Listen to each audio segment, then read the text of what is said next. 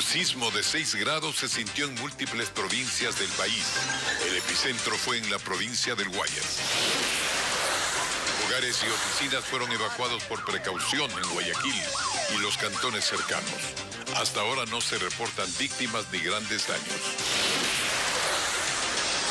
83 asambleístas dejaron fuera del cargo de vicepresidenta del Parlamento a Yesenia Guamaní. Ahora se negocia la elección de las 2 vicepresidencias vacantes. Miles de personas se presentaron para postular a una de las 200 vacantes. Es el rostro visible del desempleo y subempleo que afecta a más de 5 millones de personas. Violenta jornada en Guayaquil. 9 personas fueron asesinadas en las últimas 24 horas en distintos casos. Y empezamos informándoles que esta tarde en el país se sintió un fuerte sismo que alarmó a los habitantes, en particular de la provincia del Guayas. En redes sociales, distintos usuarios reportaron las evacuaciones que se forjaron frente al hecho y el temor que generó este movimiento telúrico. Con Lady Artieda les tenemos un informe de cómo se vivió en Guayaquil, sobre todo, este sismo. A las 5:30 de la tarde la tierra se movió. Un sismo de magnitud 6 a 57.8 kilómetros de profundidad con epicentro en Simón Bolívar, provincia del Guayas, puso a temblar todo. No hubo lugar en Guayaquil donde no se lo sintiera. Tremendo temblor en Guayaquil en este momento.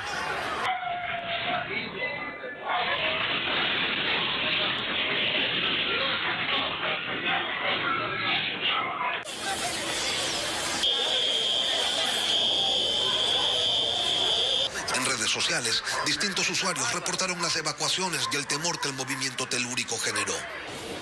En el centro de la ciudad, la gente se volcó a las calles y hubo incluso quien sufrió un desmayo. Un hotel tuvo daños de mampostería en su fachada y en las veredas se observaron restos que habían caído desde distintos edificios. El sismo provocó que las actividades laborales y comerciales se paralicen. Los centros comerciales evacuaron sus instalaciones por precaución y en distintas empresas se suspendió por varios minutos el desarrollo normal de la jornada laboral. No fueron pocos los padres de familia que se movilizaron desesperados hasta los centros de educación básica para comprobar el estado de sus hijos que reciben clases en horario vespertino. En universidades también hubo momentos de tensión y las clases se suspendieron momentáneamente. Los 3 túneles de Guayaquil se cerraron por algunos minutos hasta comprobar su estado y luego se reabrieron al tránsito sin ninguna novedad. Hasta el momento no existe un reporte oficial de daños o víctimas por parte de las autoridades nacionales o locales. Y hasta este momento no hay claridad sobre el epicentro del sismo. La información oficial del Instituto Geofísico hace referencia a una población llamada Simón Bolívar en Guayas. Y aunque en esa provincia existe un cantón de dicho nombre, las coordenadas publicadas por el mismo geofísico son más cercanas al cantón Daule. Hasta este momento, reiteramos, no hay mayores reportes de daños. El Instituto Geofísico en Quito registró la actividad sísmica de esta tarde. Vamos a hacer un enlace con Francisco Garcés, quien se trasladó a esa entidad para conocer más detalles sobre este fuerte temblor. Francisco, ¿cuál ha sido la actividad y las tesis de los expertos en este punto?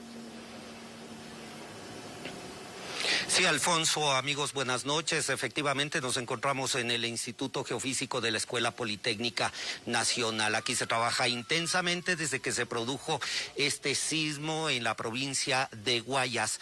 Sismo con características normales, según nos han dicho acá, más allá de lo fuerte que se sintió, sobre todo en Guayaquil, y tenemos que decir que se sintió también en casi todo el país. Los reportes del geofísico hablan de que sobre todo sur y centro del país se sintió en diferentes magnitudes este movimiento telúrico.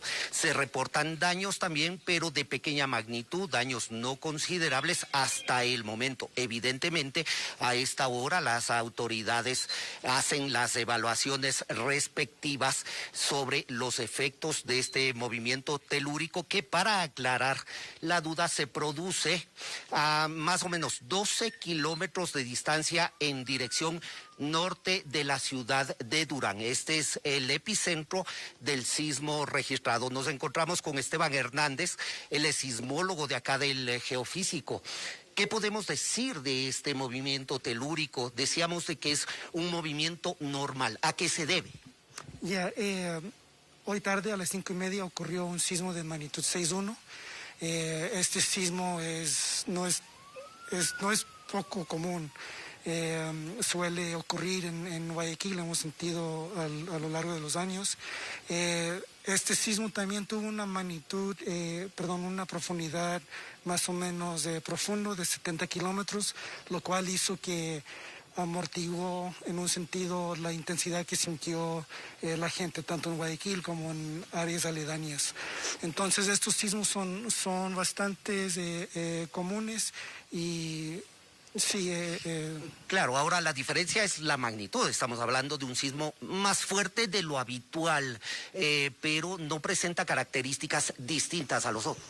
No presenta características a los otros. Sí suelen ocurrir, sobre todo en la costa, por el proceso de subducción, que es el mismo proceso que produjo el sismo del 16 de abril en 2016. Entonces, es toda esa zona de Guayaquil hasta Esmeraldas, es el mismo proceso. Y lo último, la gente se pone nerviosa y lógicamente dicen que se puede producir algo incluso más fuerte. No lo podemos descartar, pero tampoco lo podemos confirmar. La naturaleza de estos sismos es que no podemos predecir. Pero lo bueno sería que sí que confiamos en fuentes oficiales como el Instituto Geofísico en sus redes sociales. Perfecto. Esta es la posición oficial, la información oficial del Instituto Geofísico y, como se dice acá, mantener la calma y estar atentos a fuentes oficiales al respecto de lo que ha ocurrido esta tarde. Alfonso, contigo seguimos en estudios. Buenas noches. Buenas noches, Francisco. Y ahora nos movemos hacia un punto en el centro de la ciudad de Guayaquil. José Carlos Alvarado nos reporta que por ahora solo se registran daños materiales motivo del fuerte sismo que sacudió a esta zona del país. No se han afectado personas, felizmente. Adelante, José Carlos. Te escuchamos ahora. Adelante. ¿Qué tal, Alfonso y amigos televidentes? Estamos específicamente en las calles 9 de octubre y García Moreno, en pleno centro de Guayaquil. Y vinimos acá porque se reportaron daños menores, principalmente en la fachada de un adicional del centro del puerto principal, en donde registraron más temprano evacuaciones de las personas, huéspedes, entre otras personas que justamente se encontraban en este sector de la ciudad.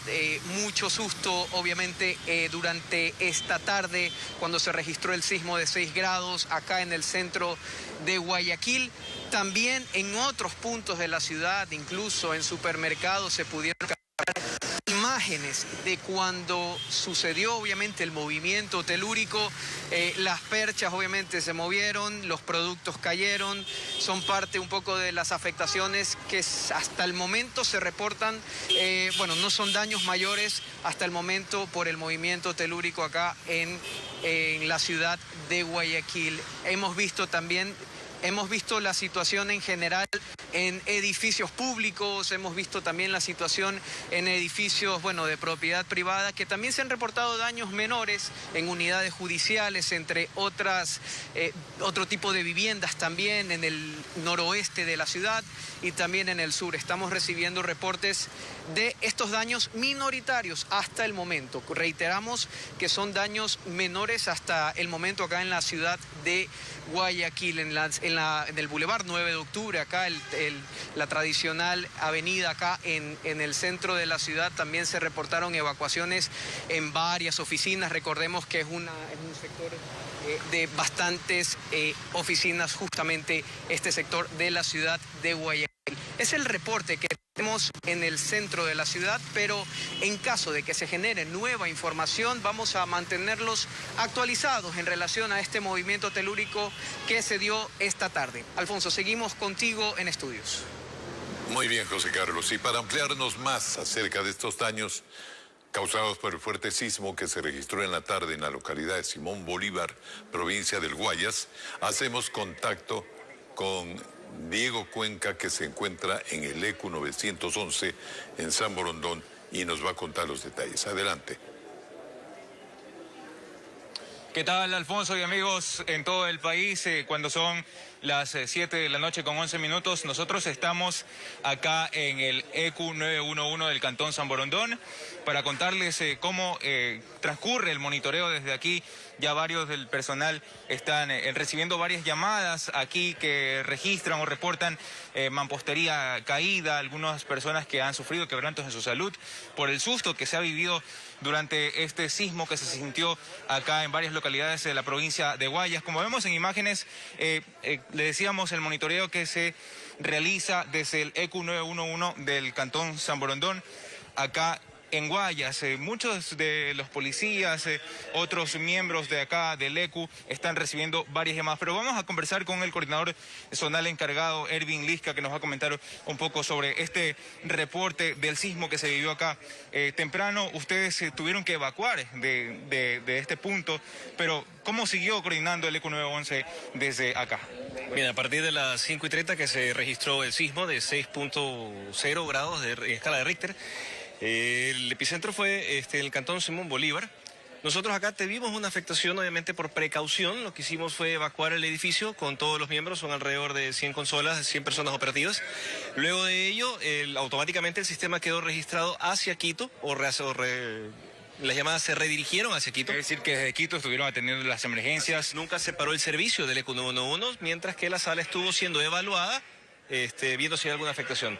Más o menos 40 minutos después se revisó la sala y se volvió a poner operativa, regresando las llamadas acá y atendiendo las emergencias desde aquí. En estos momentos, ¿cuáles son las novedades que han podido recibir a través de las llamadas? Sabemos que no hay cifras porque aún se mantiene consolidando esta información, también reportando si es en realidad o no lo que reciben acá desde esta sala, pero ¿qué novedades tienen hasta el momento?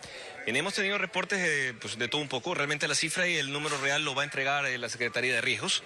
Al momento lo que podemos, si es verdad, tenemos afectaciones en ciertos edificios, se han reportado caídas de fachadas o daños en fachadas. No tenemos alertas mayormente relevantes y la información pertinente le está recabando Riesgos para poderle entregar de manera oficial. Ok, muchas gracias. Esa es la información que tenemos desde acá de la sala de ECU 911 en el Cantón San Borondón. Y bueno, para aclarar también que no reúne las condiciones para alerta de tsunami, como así lo ha informado el Servicio de Gestión de Riesgo. Y aquí en estos momentos se mantienen también las autoridades como el gobernador del Guayas y otras en constante monitoreo. Este es el informe desde la provincia de Guayas. Buenas noches. Y pasamos ahora a la información política. Yesenia Guamaní fue destituida de la segunda vicepresidencia de la Asamblea. Tras esta decisión empiezan las negociaciones para llenar los puestos vacantes de las dos vicepresidencias. Francisco Garcés siguió la sesión de la Asamblea y nos ha preparado la información. 83 asambleístas, los de UNES, algunos de Pachacutic, los rebeldes de Izquierda Democrática, los del Partido Social Cristiano y algunos independientes se unieron y lograron la destitución de la segunda vicepresidenta del Legislativo, Yesenia Guamaní. Fue la conclusión del proceso en contra del asambleísta de la ID, que fue denunciada por Yajaira Urresta del correísmo de un incumplimiento de funciones como integrante del CAL. Al final, demostrar que Guamaní era culpable o inocente era irrelevante, porque al empezar la sesión, la decisión de destitución ya estaba tomada. Pero es justo. La verdad es que no importa. Para lo que están decidiendo aquí, lo que menos les importa en las decisiones es si es justo. Si ustedes le quieren sancionar a ella por algo que es una moción, y si la quieren sancionar por una resolución colectiva, díganos cuándo le toca al doctor Saquicela. ¡Seamos coherentes! Con Guamaní fuera, en la mesa directiva de la Asamblea quedó solo Virgilio Saquicela y se puso en juego la negociación para llenar las dos vicepresidencias. La primera de ellas vacante desde hace 45 días cuando se destituyó a Guadalupe Llori. Resuelvan su reparto, aprovechen el fin de semana para eso, pero designemos las autoridades que permitan que esta Asamblea Nacional pueda avanzar. Ya verá el país los resultados que quieren tomarse las instituciones, tener el control del Consejo de Participación Ciudadana y Control Social, a través de eso los organismos de control y sobre todo tener el control de la justicia. La elección de las vicepresidencias sería la próxima semana y de eso ya se habla en la mayoría. Personalmente, el partido sí debería optar por cualquiera de las dos vicepresidencias porque legítimamente lo podríamos hacer. Lo digo personalmente, no lo digo como bancada. Solo los legisladores de UNES aseguran que no les interesa esos puestos, aunque sí que los ocupen sus aliados. La conversación va a estar álgida desde el día de mañana. Nosotros como UNES no vamos a pelear ningún espacio. Y al igual que lo hizo la entonces presidenta de la Asamblea cuando la destituyeron, Guamaní anunció que posiblemente tomará medidas legales. Elecciones nacionales, como también internacionales, pero reitero, esto lo vamos primero a analizar a la interna del Partido Izquierda Democrática. Guamaní dejó su puesto y así también quedan 2 espacios libres en el CAL que serán fundamentales para delinear la agenda de los próximos meses. Concluyó el segundo día de la mesa técnica sobre condonación o moratoria de deudas en la banca pública y en la banca privada. Banecuador propone reestructurar los créditos vencidos de entre $3.000 y $10.000 para que se paguen en 10 años con un periodo de gracia. Nos informa Jacqueline Rodas. En la segunda jornada de la mesa técnica sobre banca pública y privada, se trató uno de los pedidos del movimiento indígena para que no solo se perdonen las deudas de hasta $3.000 en Banecuador, como ya lo hizo el gobierno, sino que se condonen los créditos vencidos hasta por $10.000 en la banca pública. Si el presidente envió esa ley, que la condonación es hasta $10.000, entonces ¿por qué ahora no quiere emitir el decreto, no? El decreto reglamentando a la banca pública. Y esto no es un capricho mío, yo no le debo un centavo. Este jueves el gobierno hizo una contrapropuesta. La explicó el presidente de Banecuador, Iván Andrade. Que se reestructure todas esas deudas hasta 10 años plazo con un periodo de gracia total de 3 años. Los intereses vencidos como tal se los reestructura para que comiencen recién a ser pagados a partir del 8º y en el 9º y en el 10º año. Andrade informó que la Junta de Política y Regulación Financiera, con el aporte de la Asociación de Bancos Privados, también hizo propuestas. Ahora el movimiento indígena las analiza para ver si llegan a acuerdos este viernes, en el tercer encuentro que empezará a las 8:30 de la mañana en la conferencia episcopal. Obviamente entendemos que de parte del gobierno también existe una voluntad, pero nosotros siempre vamos a analizar, vamos a consensuar. No podemos tomar estas decisiones así de la manera ligera. A la misma hora se reunirá la mesa técnica sobre focalización del subsidio a los combustibles, que lleva un día menos de trabajo conjunto, pues este jueves lo dedicaron a analizar por separado la información sobre el tema. Los indígenas lo hicieron en la CONAIE. Vamos a analizar la documentación que ha presentado el gobierno. Es un proyecto piloto que piensan implementar en algunas provincias a través de los dispensarios de Petroecuador. Hay que incorporarle un TAP al vehículo y con eso, cuando se aproxime a las gasolineras, ya le marca y dice: usted no puede ser usuario, por ejemplo, de gasolina extra, usted no puede ser usuario de diésel. Los asesores del movimiento indígena indicaron que hoy prevén seguir durante la noche para este viernes llevar respuestas puntuales. La CONAIE informó que la Fiscalía abrió una investigación previa al presidente de la República, Guillermo Lasso, y a los ministros del Interior y de Defensa por la detención de Leonidas Issa, que tuvo lugar el pasado 14 de junio en Cotopaxi durante el paro nacional. Issa denunció supuestas irregularidades en su aprehensión, pero luego una jueza de la Tacunga declaró la legalidad del procedimiento. El dirigente fue procesado penalmente por presunta paralización de un servicio público y le dictaron medidas alternativas. Al momento su juicio está suspendido mientras se resuelve una consulta elevada a la Corte Constitucional. Y en otros temas, miles de personas acudieron a postular por un cupo de trabajo en la empresa metropolitana de aseo de calles de la ciudad de Quito. La entidad ofrecía 200 vacantes, pero acudieron 6.000 postulantes. Alex Ceballos tiene el informe. Si están aquí en sus puestos, conserven el puesto, por favor. llegaron masivamente y desde el día anterior. ¿Tu aspiración? Es entrar aquí en la empresa y ayudar a mis padres. En medio del frío y del hambre, jóvenes que buscan una oportunidad, adultos mayores que necesitan ser tomados en cuenta, profesionales que no consiguen trabajo. Vale la pena, creo yo, porque mi Dios está oyendo nuestro ruego para que nos ayuden con el trabajo a todas las personas que estamos aquí. El municipio de Quito necesita 200 barrenderos, pero hay alrededor de 6.000 interesados. La fila se extendió por varios kilómetros. Cubrió aceras, avenidas, redondeles. Muchos sienten vergüenza de no contar con un trabajo. Agachan la cabeza y ocultan su rostro. Incluso personas con título de tercer nivel trajeron su carpeta. Y veamos, pues ojalá Dios quiera que nos vaya bien y... porque todos mismos necesitamos un trabajito. Manifiestan que aunque es obligación del Estado fomentar el trabajo, la realidad es dura, difícil, desesperante. Por eso no importa el frío de la madrugada, la incomodidad de la calle. Acuden con sus hijos recién nacidos.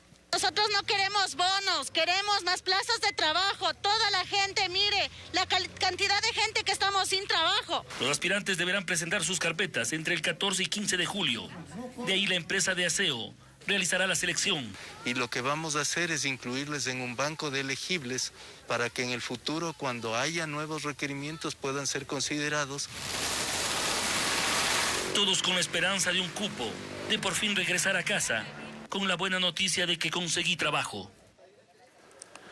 Como acabamos de ver, pues la compleja situación laboral es uno de los principales problemas que enfrenta nuestro país desde hace mucho y ahora parece que más que nunca por las crisis que hemos vivido.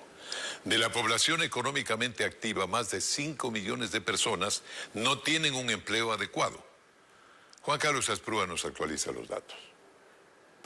Diariamente, miles de personas en Ecuador salen temprano en busca de empleo con carpeta en mano o a ganarse la vida de alguna forma si no lo consiguen. Según el Instituto de Estadística y Censos, INEC, la población con empleo es de 8.2 millones de personas. Sin embargo, de esa cantidad, solo 2.8 millones tienen un empleo adecuado. Por ejemplo, con afiliación al Seguro Social y ganando al menos el salario básico. Pero 5.4 millones no tienen un empleo con esos beneficios. No tienen una estabilidad y un beneficio de seguridad social, etcétera. Entonces, no podemos hablar de un empleo adecuado si es que prácticamente están en la informalidad y no hay obligaciones entre las partes. Las cifras del INEC muestran además que el desempleo se ha reducido en el último año. Pasó del 6,3% al 3,7% a mayo de 2022. Las mesas de diálogo con las organizaciones indígenas, dice un analista laboral, son una oportunidad para tratar a fondo el problema de la falta de empleo en Ecuador.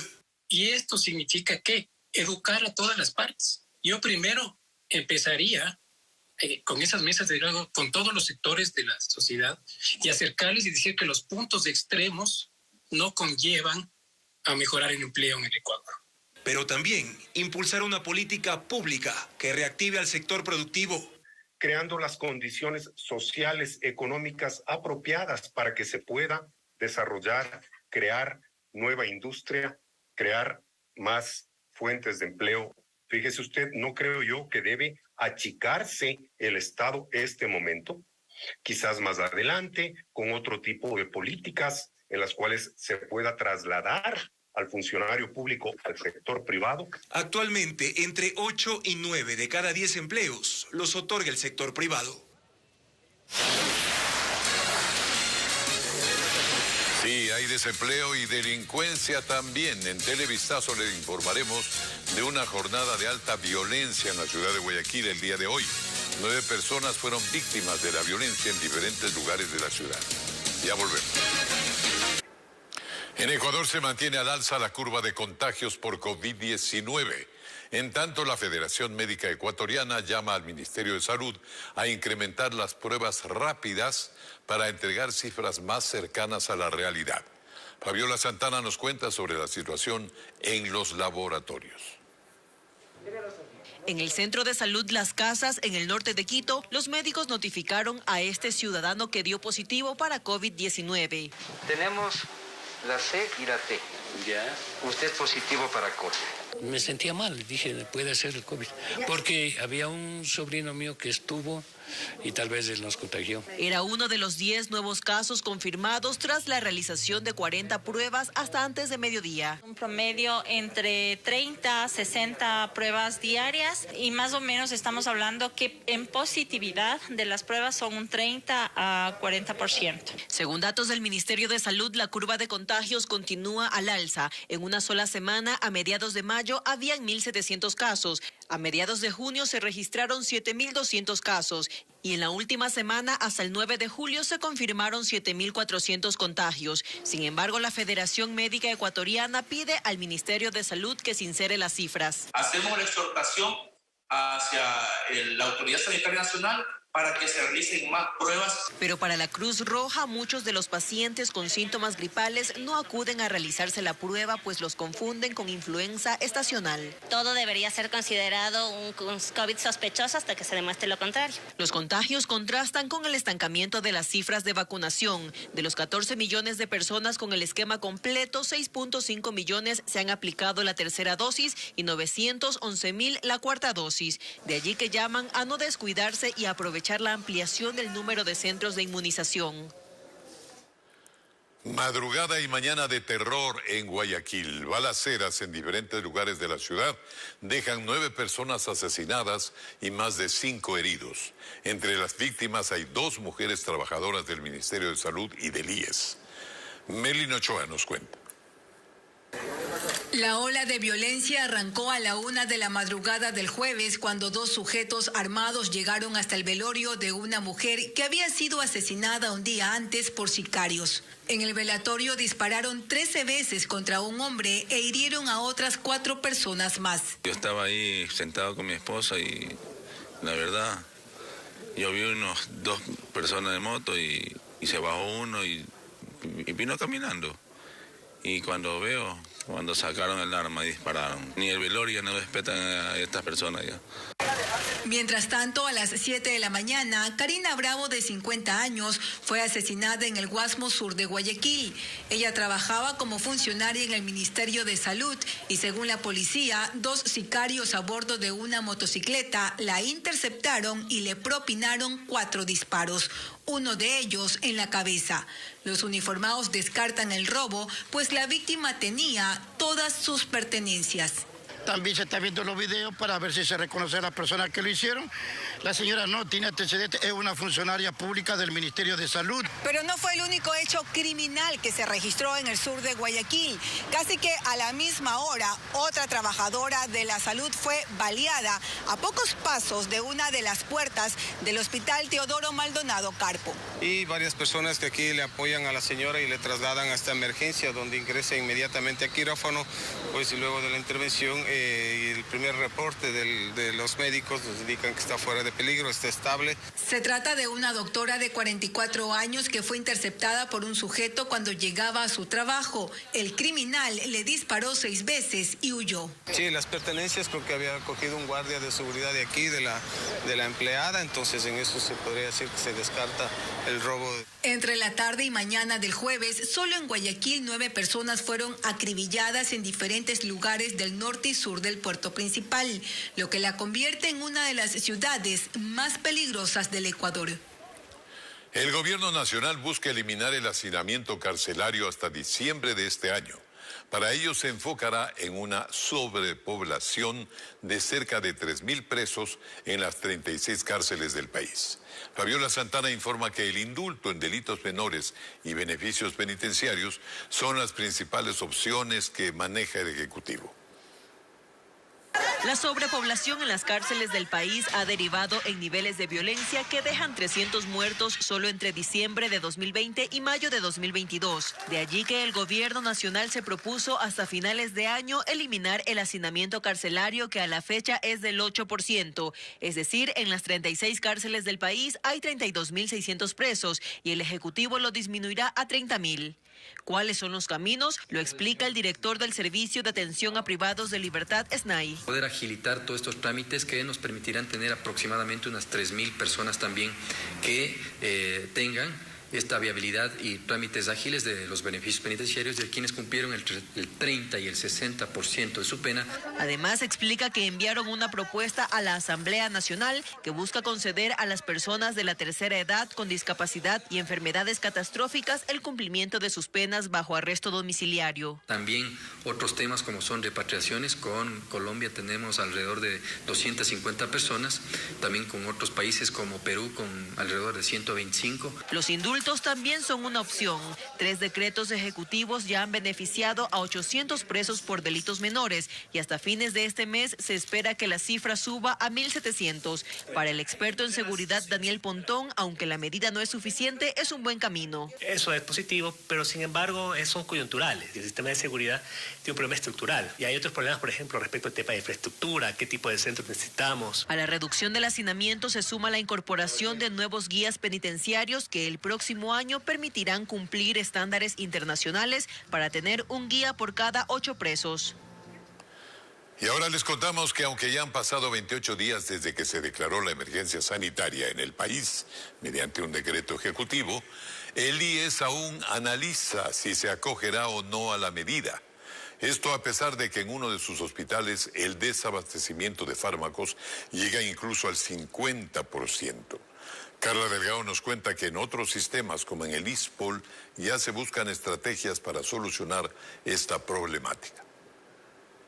Además del Ministerio de Salud, el ISFA y el ISPOL se acogieron a la declaratoria de emergencia sanitaria decretada el pasado 17 de junio por el presidente Guillermo Lasso. Desde el ministerio explicaron que esto les permitirá abastecerse de medicinas. También el Instituto de Seguridad Social de la Policía ISPOL busca resolver el problema con esta declaratoria. En los 2 hospitales de Quito y Guayaquil y con una finalidad, solventar en los próximos 60 días la compra ágil de medicamentos y de insumos para subsanar las deficiencias que existen en nuestro subsistema que bordean el 42% de desabastecimiento. En el Hospital de la Policía de Quito, por ejemplo, ya han determinado las estrategias. Allí dicen que el desabastecimiento es del 40%. ¿Qué tipo de medicamentos están con stock cero, por ejemplo? Algunos tipos de antibióticos, una aspiración mía, al menos reducir el 30% del abastecimiento y que todos los medicamentos que se encuentran en el portal de compras públicas puedan ser ya adquiridos. El Instituto de Seguridad de las Fuerzas Armadas también se sumó a la emergencia, pero en el IES aún se analiza la medida. Así lo explicaron a través de un comunicado. Esto a pesar de que las denuncias de falta de fármacos e insumos son persistentes. Yo le tengo a mi hija con cáncer, sí, tiene un cáncer linfático, pero toda la medicina tengo que salir a comprar afuera, no hay. ¿Qué le dicen? No tienen nada. Hasta en el hospital en el Quito Sur tuve que ir a comprar hasta paracetamol porque no tenían ni paracetamol. Según información médica, en el Hospital Carlos Andrade Marín, por ejemplo, de un total de 631 tipos de medicamentos, solo contarían con 342. Mientras tanto, el plazo corre, porque la emergencia durará solo 60 días, es decir, hasta agosto de este año. Seguimos informando. La Comisión de Fiscalización de la Asamblea investiga al ministro de Energía y Minas, Javier Vera, por un posible conflicto de intereses. Una empresa familiar de la que fue accionista fiscalizó la construcción de la hidroeléctrica Coca-Codo Sinclair, una millonaria obra del correísmo con problemas técnicos y denuncias de corrupción. Paul Romero con el tema. Se trata de la empresa consultora Vera y Asociados, parte del consorcio de empresas que fiscalizó la construcción de la hidroeléctrica Coca-Codo Sinclair, la polémica obra del correísmo. El contrato se firmó en 2011. Según Fernando Villavicencio, presidente de la Comisión de Fiscalización, el actual ministro de Energía y Minas, Javier Vera, fue parte de la empresa. Una obra que está plagada de corrupción. La consultora CBA es de propiedad de la familia del ministro de Energía y Minas. Horas antes de la firma del contrato, el ministro de Energía, Javier Vera Grunauer, estuvo presente en la Junta de Accionistas. He pedido la renuncia. El ministro responde a esta denuncia. Asegura que el contrato de fiscalización de Coca-Codo Sinclair se firmó cuando él ya no tenía acciones en la empresa familiar. Es un documento público que queda registrado que yo no soy accionista. En este caso, no sé si es la palabra correcta. Aparte de eso, durante el contrato tampoco participé como miembro de esta compañía. El problema, según Villavicencio, es que la administración anterior de la Corporación Eléctrica del Ecuador, CELEC, demandó a las empresas fiscalizadoras por $200 millones. Va a suspender y retirar la demanda por $200 millones en contra de la compañía fiscalizadora y otra demanda millonaria en contra de la compañía china Sinohydro. ¿Hay algún acuerdo oculto con el gobierno de China? ¿Usted va a liderar la demanda en contra de su familia? Todo esto nos lleva al escenario de que hay un conflicto de intereses. Vera admite que actualmente es parte del directorio de la CELEC, institución que tiene un conflicto legal con la empresa de sus familiares. Por respeto a los ciudadanos, yo no voy a estar ahí, para que no exista suspicacia, y voy a poner a un delegado. Y no necesariamente puede ser el viceministro, puede ser una tercera persona, que puede ser inclusive de otro lado. La construcción y fiscalización de Coca-Cola Sinclair está en entredicho. Han pasado 6 años desde la inauguración de la hidroeléctrica y el Estado no ha recibido la obra por los constantes daños. Un informe reservado de la CELEC revela que por las miles de fisuras detectadas en los distribuidores, entre otros daños, podría colapsar la obra emblemática del correísmo, en donde está en riesgo más de $3.000 millones. Y aquí nos despedimos, amigos. El tiempo ha concluido para Televistazo, pero mañana siguen las noticias y, por supuesto, en ecuavisa.com en cualquier momento el que usted escoja para informarse. Buenas noches.